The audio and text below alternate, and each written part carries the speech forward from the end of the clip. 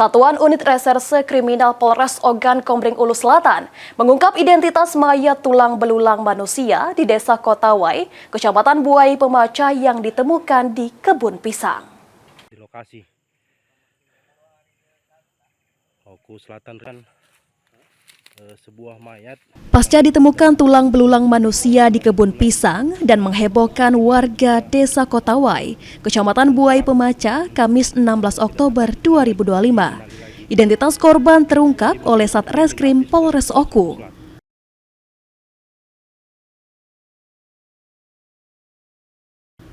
Identitas tulang belulang manusia diketahui bernama Muhammad Muslimin, 33 tahun, yang merupakan warga pendatang dari kota Palembang bekerja sebagai buruh harian lepas.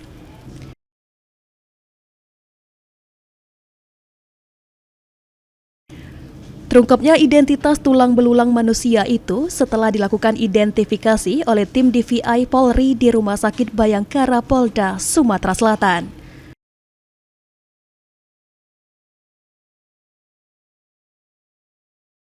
Selain itu juga di beberapa bagian kulit yang tersisa, terdapat gambar tato yang mana ada pihak keluarga curiga dan mengenali korban.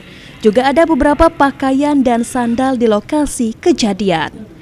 25 setelah dilakukan pemeriksaan oleh tim DPI Polri yang ada Rumah Sakit Bayangkara, setelah di awal pemeriksaan itu sudah ada ciri-ciri yang mana di belakang tengkorak itu masih menempel kulit korban dan dikenali langsung sama ayuk kandungnya, kakak kandungnya.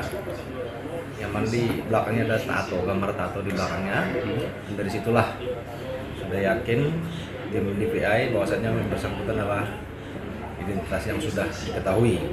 Yang mana sebelumnya juga di TKP saat kita melakukan pengecekan TKP awal ada kita amankan satu pasang sandal dan juga tas pinggang, yang mana barang tersebut juga dikenali sama ibu ini, maksudnya memang milik dari si korban ini. Untuk inisial si korban yaitu Muhammad Muslimin, umur 33 tahun, hampir 34 ini di bulan November ini. Domisili asli Palembang, namun terakhir dia memang tinggal di sekitar TKP dengan Saat ini, unit Reskrim Polres Oku masih terus mendalami penyebab tewasnya korban tersebut. Dari Oku Selatan, Sri Fitriana, PAL TV.